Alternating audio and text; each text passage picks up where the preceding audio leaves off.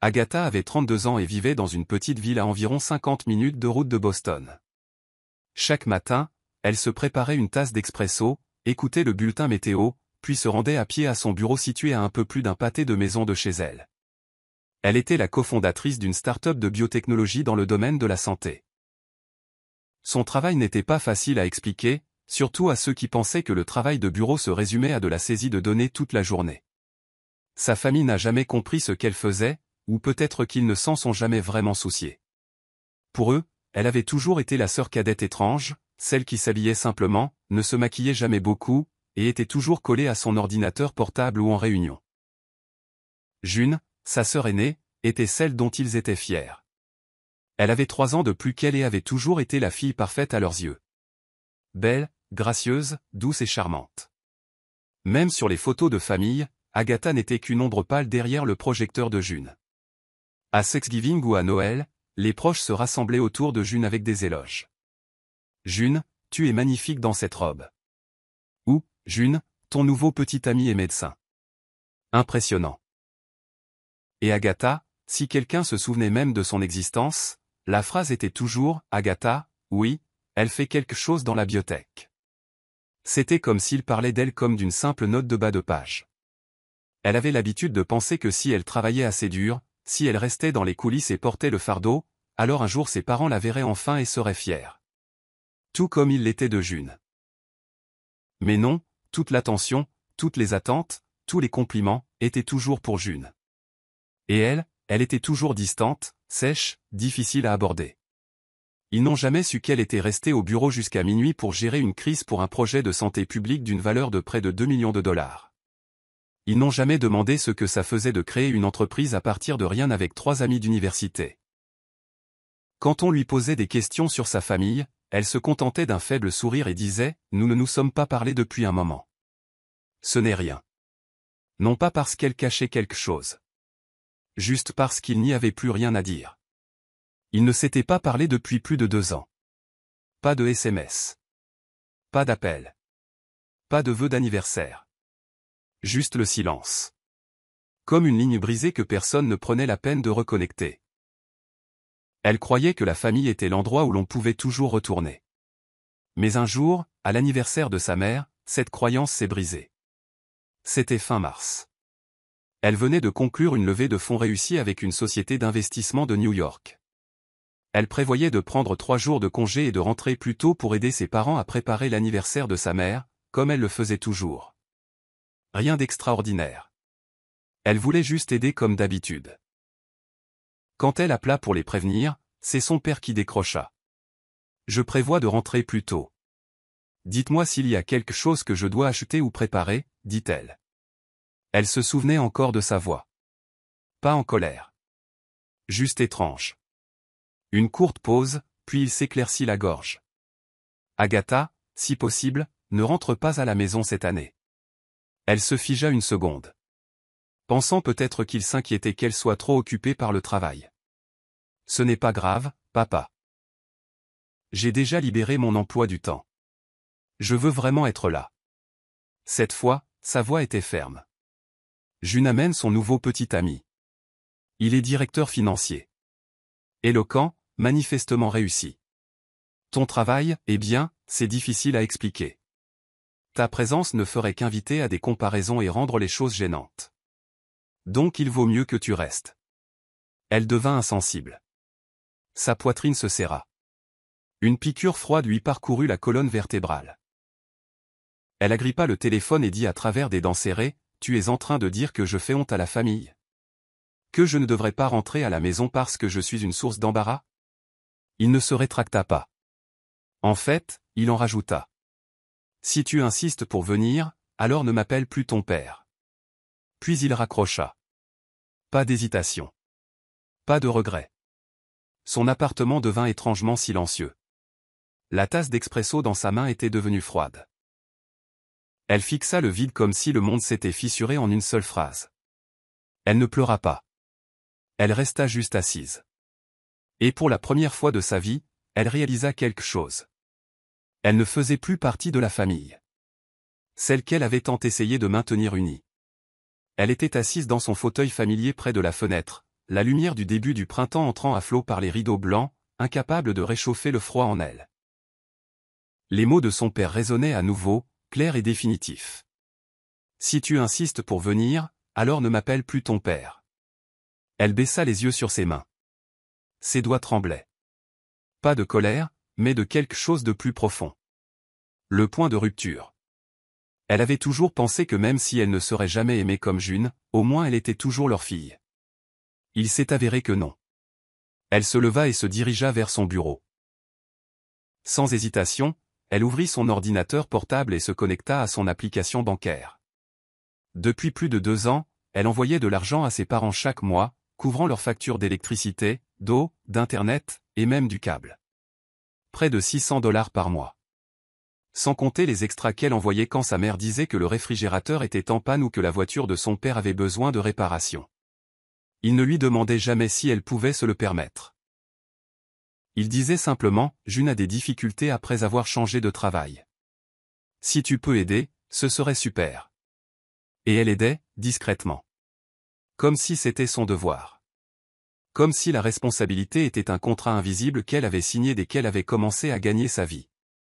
Elle ouvrit l'historique des transactions et fit défiler. Le total apparut.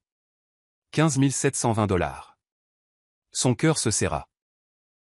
Non pas parce qu'elle le regrettait, mais parce que même après tout cela, elle n'était jamais assez. Elle plana sur chaque facture. Électricité, eau, internet.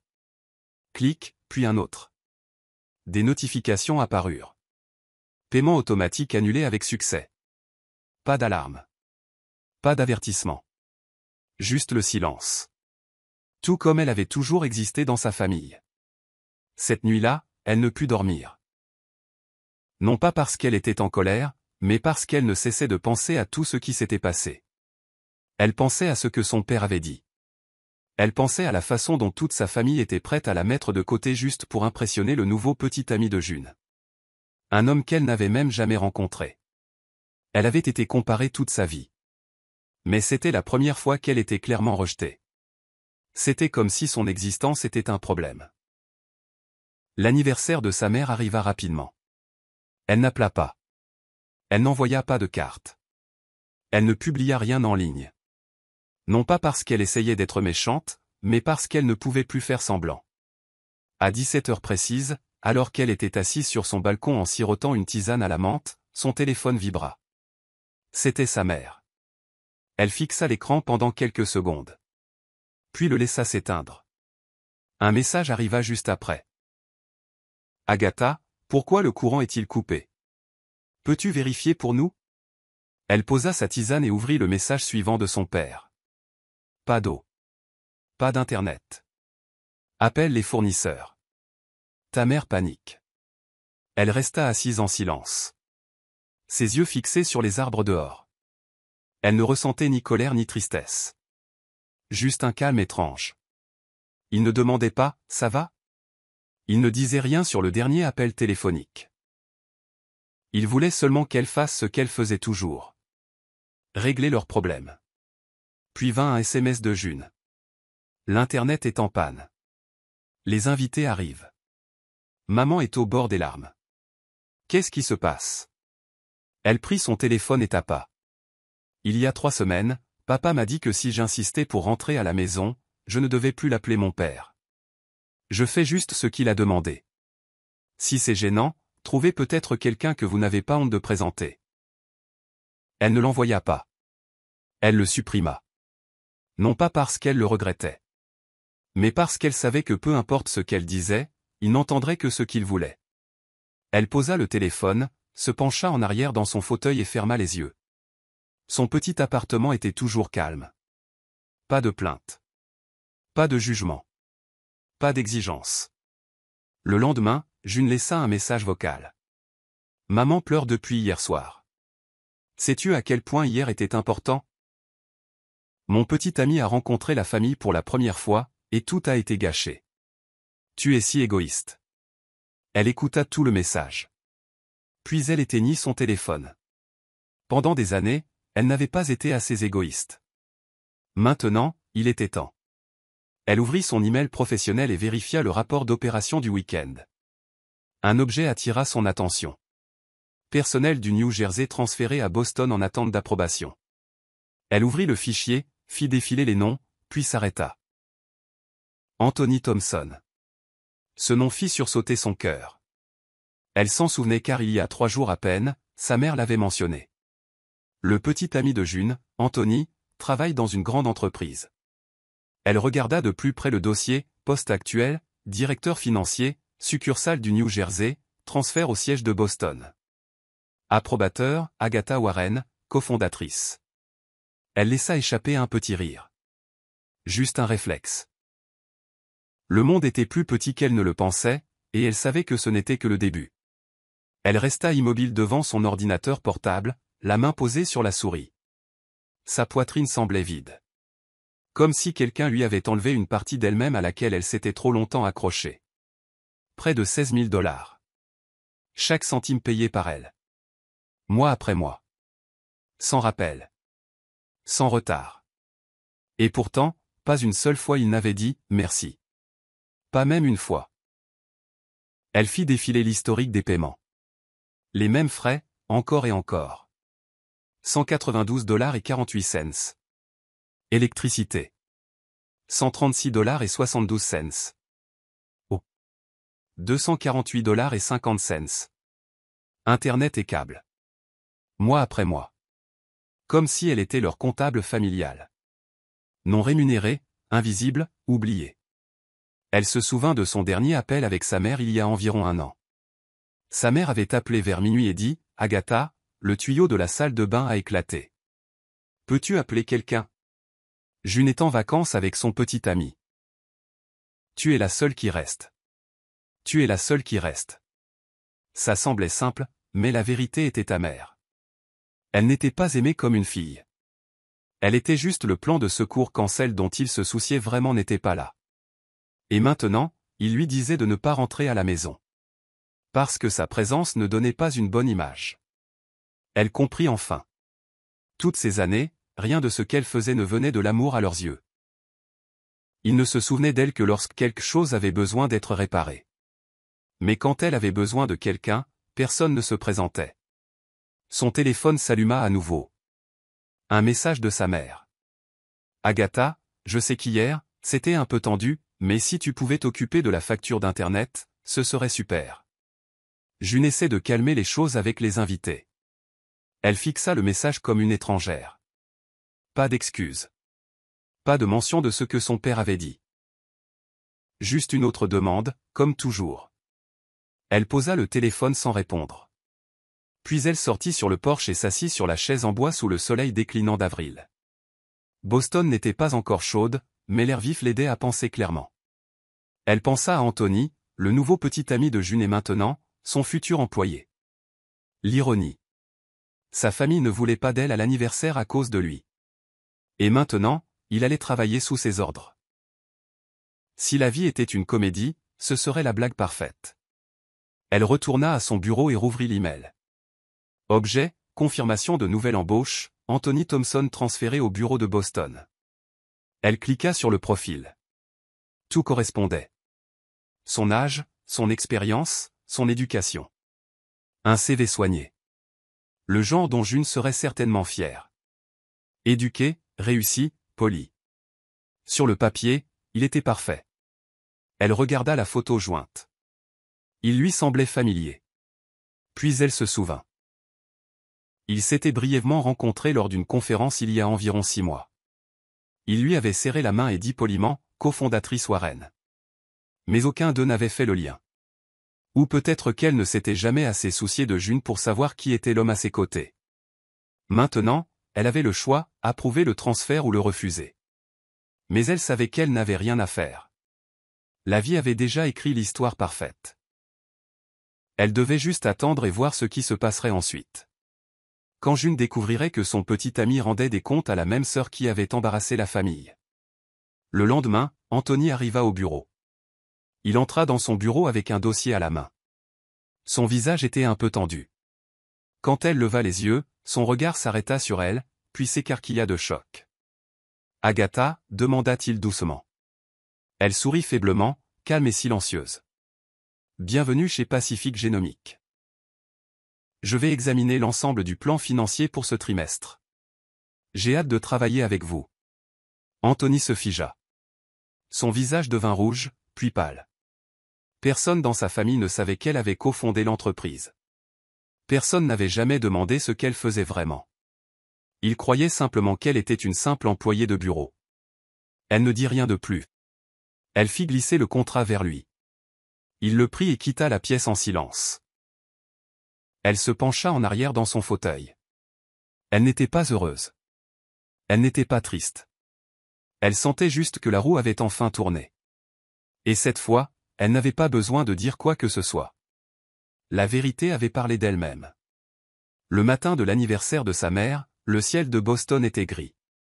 Un épais brouillard recouvrait tout, rendant le monde flou, comme si quelque chose était sur le point de s'effondrer. Elle se versa un café noir fort, s'assit près de la fenêtre et fixa la cour vide. Elle ne prévoyait rien faire. Pas de SMS, pas d'appel, pas de publication d'anniversaire. Elle voulait juste que tout se passe sans elle. À 9 heures, son téléphone vibra. Le premier message était de sa mère, « Agatha, ma chérie, je crois que le courant est coupé. Peux-tu vérifier pour nous ? C'est un jour important. » Elle posa le téléphone face contre table. Le message semblait doux, gentil, comme si rien ne s'était passé, comme si son père ne lui avait pas dit qu'elle embarrassait la famille et ne devait pas venir. 15 minutes plus tard, un autre message arriva. Celui-ci était de son père. Toujours pas de courant. L'eau ne coule pas non plus. Y a-t-il un problème avec les paiements ? Appelle le fournisseur maintenant. C'était court, froid. Pas de sollicitude. Pas de mention de son exclusion de la fête. Juste un ordre, comme si elle était toujours leur gestionnaire. Elle soupira. Pendant 2 ans, elle n'avait jamais manqué un seul paiement. Électricité. Eau. Internet. Câble. Elle les avait tous annulés un par un la nuit où son père avait raccroché et l'avait coupée du monde parce qu'elle était difficile à présenter. Et maintenant, le jour où June présentait son petit ami à la famille, la maison était en désordre. Pas de courant. Pas d'eau. Pas d'internet. Exactement comme elle s'y attendait. À 11 heures, d'autres messages arrivèrent. Agatha, s'il te plaît, je t'en supplie. Les invités arrivent. Peux-tu juste aider cette fois-ci, écrivit sa mère. Toujours pas d'électricité. On ne peut pas cuisiner. Où es-tu ? Occupe-toi de ça maintenant, dit son père. Sérieusement, Agatha, aujourd'hui est spécial. Maman est sur le point de pleurer. Il n'y a pas d'internet. Je ne peux appeler personne. Je perds la tête ici. Peux-tu arrêter d'être égoïste ? Écrivit June. Elle se pencha en arrière. Son café était froid. Les SMS ne la rendaient pas fière. Ils ne lui faisaient rien ressentir. Tout ce qu'elle ressentait était le vide. Un vide calme et silencieux. Puis le téléphone vibra à nouveau. Un appel vidéo de tante Sharon. La seule personne de la famille qui lui envoyait encore des messages pour les fêtes, même si elle répondait rarement. Elle attendit un moment, puis répondit.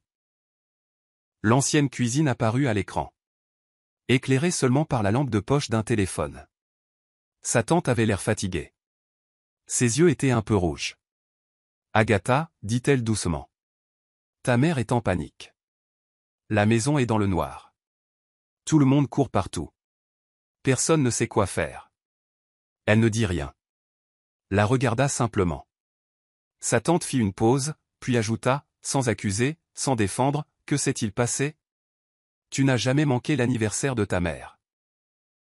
Je sais que tu as tes raisons, mais dis quelque chose. Elle prit une profonde inspiration, sa voix stable. Mon père a dit que je faisais honte à la famille. Il m'a dit que si je voulais quand même venir, je ne devais plus l'appeler mon père. Que penses-tu que je devrais faire après ça ? Tante Sharon se figea. Son visage changea. En arrière-plan, elles entendirent toutes les deux du bruit. Sa mère parlait fort. Elle boude probablement. Personne ne serait assez sans cœur pour faire ça. Puis une autre voix, plus vive. June, Anthony est presque là. Quelqu'un a déjà appelé la compagnie d'électricité ? Je n'arrive pas à croire qu'elle nous ait fait ça aujourd'hui. Elle eut un petit sourire sans joie. Tante Sharon avait tout entendu. Elle ne défendit personne. Elle ne dit pas un mot. Puis l'écran changea. Un nouveau visage apparut. Anthony. Même costume impeccable. Même apparence soignée que sur son CV. Il fixa l'écran et dit presque sans réfléchir, « Agatha ?» Tout le monde se tut. « Tu es Agatha Warren, celle qui dirige Pacific Genomics ?» Elle hocha la tête, calme. Il y eut une longue pause. Puis Anthony se tourna vers tout le monde dans la pièce. « C'est ma supérieure directe. Elle a approuvé mon transfert à Boston. » Silence. La mâchoire de June tomba. Ses parents se figèrent. Personne ne dit un mot. Elle répondit calmement, « J'espère que votre présentation aujourd'hui se passera bien. » Puis elle mit fin à l'appel. Après l'appel, elle posa le téléphone. Elle ne parla pas dehors de la fenêtre, la lumière grise filtrait à travers les nuages épais. Tout autour d'elle était immobile. Pas de voix. Plus de messages. Pas d'appel. Juste elle et un étrange sentiment d'apesanteur. La vérité avait éclaté. Et pas de sa part. Elle n'avait pas eu besoin de dénoncer qui que ce soit. Elle était simplement restée silencieuse et avait laissé la vérité se révéler d'elle-même. Anthony l'avait dit clairement. Elle était sa patronne, la cofondatrice de Pacific Genomics. L'entreprise où il pensait qu'elle travaillait comme simple employée. À cet instant, la cuisine de sa famille s'était transformée en une scène de TRE. Les masques tombèrent. Personne ne pouvait l'arrêter. Et June, sa sœur, celle qui avait autrefois chuchoté à leur mère qu'Agatha devrait trouver un travail plus facile à expliquer, se tenait maintenant figée à côté d'un gâteau d'anniversaire qui n'avait même pas été allumé. Elle avait tant essayé d'impressionner son petit ami avec de faux sourires et une famille à l'apparence parfaite. Mais à la fin, c'est ce petit ami qui avait appelé sa patronne devant tout le monde. Elle imaginait la scène comme un film se déroulant dans sa tête. Sa mère, si secouée qu'elle faillit laisser tomber le plateau du gâteau. Son père, le visage rouge, agrippant le bord de la table. Les parents, là seulement pour la nourriture et les commérages, assis dans un silence choqué, leurs yeux passant d'une personne à l'autre. Et tante Sharon, elle avait toujours l'appel ouvert. Son regard n'était plus curieux, mais plein d'un respect silencieux. Elle ne dit pas grand-chose. Juste un petit hochement de tête avant de mettre fin à l'appel. Ce soir-là, elle reçut le premier message de June. Il était long, désordonné, un mélange de colère et de désespoir. « Tu savais depuis le début, n'est-ce pas? Tu as laissé faire en pleine fête. Maman a pleuré toute la nuit. Anthony ne sait même pas comment réagir. Ne penses-tu pas que c'était cruel, Agatha ?» Elle regarda le message apparaître sur son écran, mais ne l'ouvrit pas tout de suite. Elle se prépara une tasse de thé au gingembre et s'assit sur le canapé, laissant la vapeur apaiser la tension dans sa gorge. Elle ne ressentait pas de joie, mais elle ne se sentait pas coupable non plus. Après environ 10 minutes, elle appuya enfin sur « Répondre ». Juste quelques lignes. Pas besoin de plus. Tu dis que j'ai été cruel. J'étais juste chez moi. Je n'ai pas initié l'appel vidéo. Je ne me suis pas présenté comme étant la patronne. Je n'ai rien fait. Et si une seule vérité a suffi à gâcher toute la fête, peut-être que cette fête n'a jamais été construite sur quelque chose de solide au départ. Elle appuya sur envoyer. Elle n'attendait pas de réponse. Une demi-heure plus tard, son téléphone vibra de nouveau. Cette fois, c'était sa mère. Le message était court. Je ne m'attendais pas à ce que tu choisisses cette façon de te venger de la famille. Elle ferma les yeux et se pencha en arrière dans son fauteuil. Se venger, pensa-t-elle. Était-ce ce qu'il croyait? Elle se souvenait juste d'avoir été exclue d'un événement familial. D'avoir vu son rôle de fille rejeté parce que son travail n'était pas assez impressionnant. Elle se souvenait d'avoir payé discrètement des dizaines de factures pendant 2 ans sans un seul signe de reconnaissance. Elle se souvenait d'avoir tant essayé d'être acceptée, d'être aimée. Et maintenant, elle en avait fini d'essayer. Vers 22 heures, elle reçut un email d'Anthony. Agatha, je suis désolé de ne pas avoir su plus tôt. Je vous respecte vraiment pour votre travail et pour la façon dont vous êtes restée silencieuse aujourd'hui. Je n'ai jamais eu aussi honte, mais pas à cause de vous. Elle le lut, puis répondit lentement. Anthony, vous n'avez pas à vous excuser. Chacun est responsable de la façon dont il choisit de voir les autres. Et ne vous inquiétez pas, je n'amène jamais les affaires de famille au travail. Mais j'espère que vous comprenez maintenant.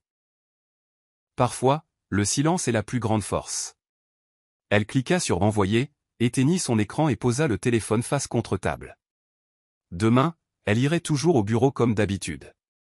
Il y aurait des rapports à examiner, des réunions à préparer, et un monde qui continuerait de tourner à l'extérieur. Seulement maintenant, il y avait une différence. À partir d'aujourd'hui, ceux qui l'avaient autrefois rejetée, savaient enfin qui elle était. Et sans un seul cri, sans aucune accusation, elle les avait réduits au silence. Le lendemain matin, en entrant dans son bureau, la lumière du soleil filtrait à travers les panneaux de verre, projetant une lueur dorée et chaleureuse dans la pièce. L'air était calme, comme si l'univers lui avait accordé quelques minutes de tranquillité avant que le bruit de la journée ne revienne. Elle s'assit à son bureau, alluma son ordinateur et ouvrit ses emails comme d'habitude.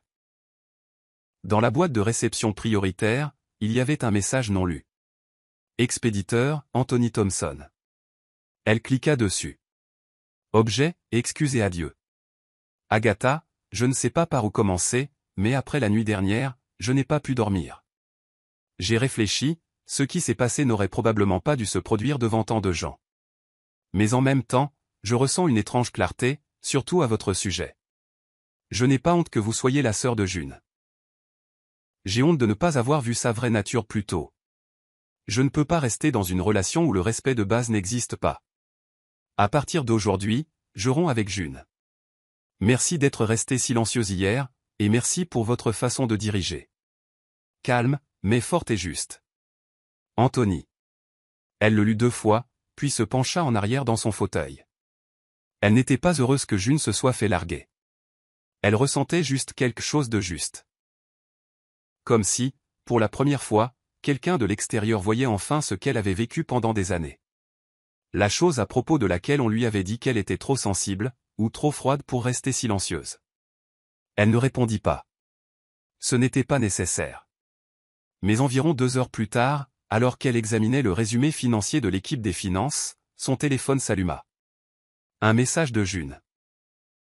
Agatha, je sais que tu es occupée, mais s'il te plaît, peux-tu parler à Anthony pour moi? Il a tout mal compris. Elle regarda le message, calme et impassible. Elle ne répondit pas tout de suite. Moins de 5 minutes plus tard, un autre message arriva. Tu es sa patronne. Tu as de l'influence. Si tu dis quelque chose, il reconsidérera. Elle se leva et se dirigea vers la fenêtre, regardant la rue animée en contrebas.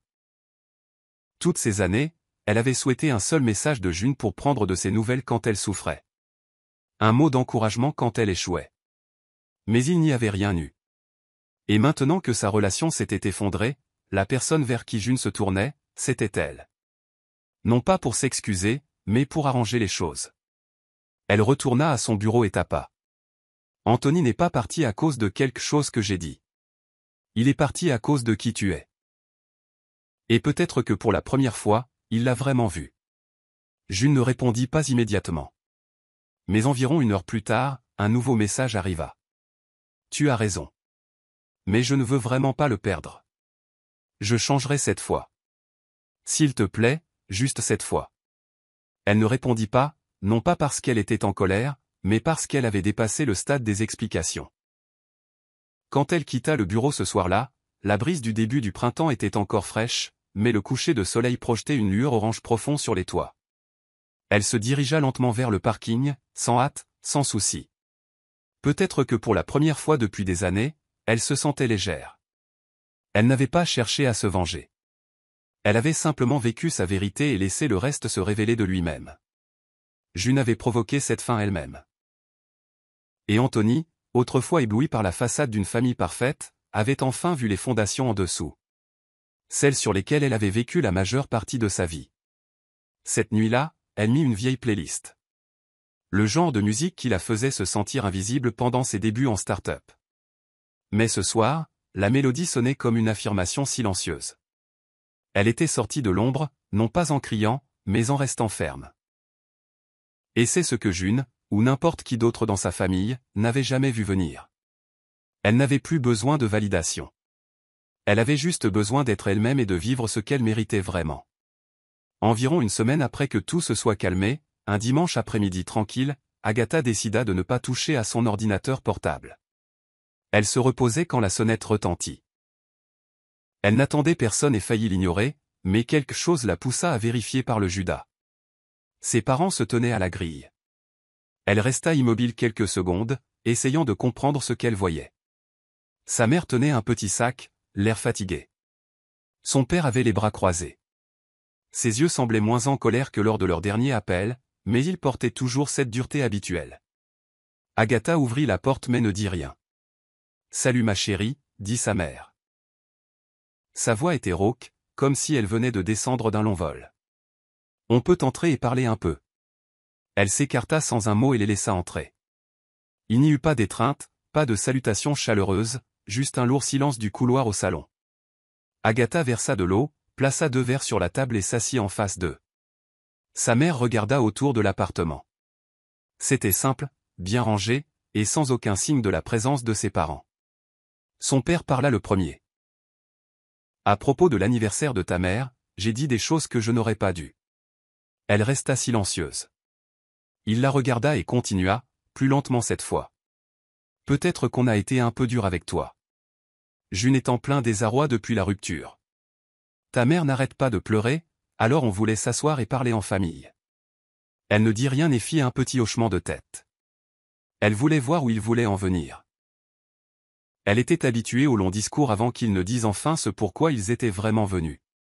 Comme prévu, sa mère prit la parole ensuite. « Eh bien, nous avons en fait une proposition. » Elle fit une pause et posa le sac sur la table. Puis elle sortit un papier imprimé. « On y a bien réfléchi. Tu es stable maintenant. Ton travail est super. Si possible, on espère que tu pourrais nous aider avec une contribution mensuelle. Environ $2000. Juste assez pour couvrir les frais de subsistance, l'assurance et quelques économies pour la retraite. » Agatha leva les yeux vers elle. $2000 par mois.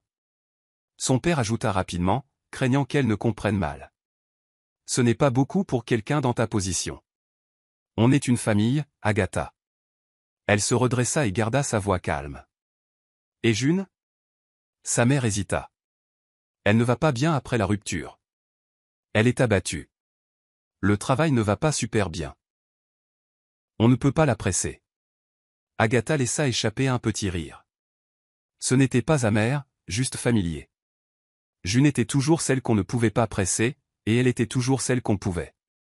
Elle les regarda directement. Si June accepte de contribuer sa part, $1000, un contrat doit être fait. Un contrat qui stipule clairement que, lorsque vous décéderez tous les deux, tous les biens, y compris la maison, m'appartiendront. Un silence remplit la pièce. Son père fronça les sourcils, son visage devenant rouge. Tu donnes sérieusement des conditions à tes propres parents. Elle ne s'y a pas des conditions. Des principes. J'ai déjà dépensé près de $16 000 pour cette famille en 2 ans, et personne n'a jamais dit merci. Si vous voulez que je continue à aider, alors les choses doivent être claires. Sa mère se tourna vers son père, la voix tremblante. Peut-être qu'on devrait en discuter. Mais il se leva soudainement, claquant la main sur la table en bois. Les verres tremblèrent. On l'a élevée pendant plus de 20 ans, et maintenant quand on demande un peu d'aide, elle exige un contrat. Incroyable. Agatha resta assise. Ses yeux restèrent sur lui. Papa, je ne te dois rien. Si m'élever était une sorte d'investissement qui nécessite un retour, on peut le compter ligne par ligne. Mais je ne paierai plus pour ça avec le silence. Il semblait vouloir en dire plus, mais il se figea. Ses lèvres étaient serrées. Sa mère se leva et tira doucement son bras. Allons-y, Agatha se leva aussi et les raccompagna à la porte. Pas d'étreinte. Pas d'adieu.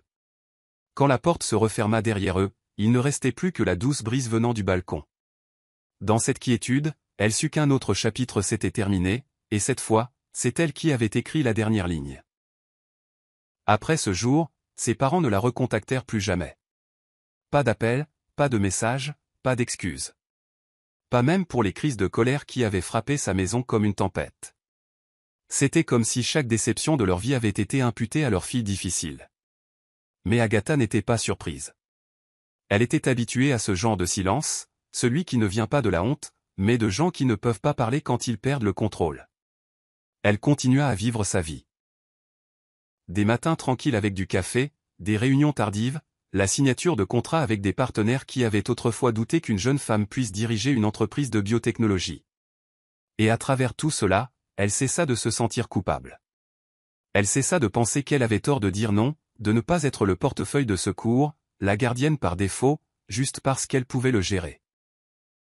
Car un jour, elle réalisa que l'amour ne se mesure pas en paiement mensuel, et qu'il ne peut être forcé par la culpabilité.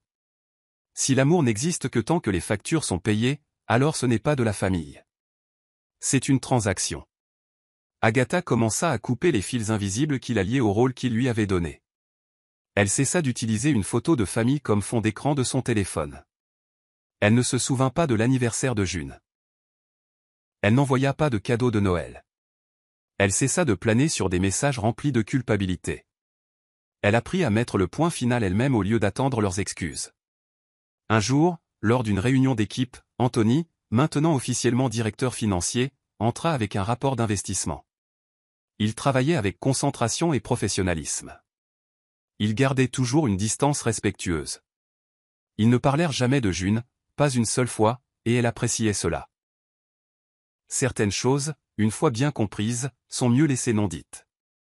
Cet après-midi-là, en quittant le bureau, il bruinait. Elle s'arrêta dans un café familier et choisit une place près de la fenêtre. Sur le mur se trouvait une enseigne en bois sculpté. La maison n'est pas toujours un lieu. C'est parfois un choix. Elle s'assit là, sirotant son latte chaud, pensant au chemin qu'elle avait parcouru. Il fut un temps où elle croyait que si elle restait simplement silencieuse, douce et responsable, elle serait acceptée. Mais la vérité était que, si les gens s'habituent à vous manquer de respect, ils commenceront à voir vos sacrifices comme votre devoir et votre silence comme un accord. Elle choisit de se lever, non pas pour combattre sa famille, mais pour se protéger. Elle établit des limites, non par égoïsme, mais parce qu'elle comprit enfin que sa valeur ne pouvait être définie par la pitié ou les besoins soudains de quelqu'un d'autre. Et si jamais quelqu'un lui demandait, « Agatha, regrettes-tu de ne pas avoir aidé tes parents quand ils en avaient besoin ?» sa réponse serait, « Je regrette qu'il m'ait fallu si longtemps pour réaliser que je méritais mieux que ça. » Car la vraie famille est là où l'on est vu comme une personne à part entière, pas un portefeuille, pas une remplaçante, pas le plan de secours pour des gens qui vous ont toujours mis en dernier.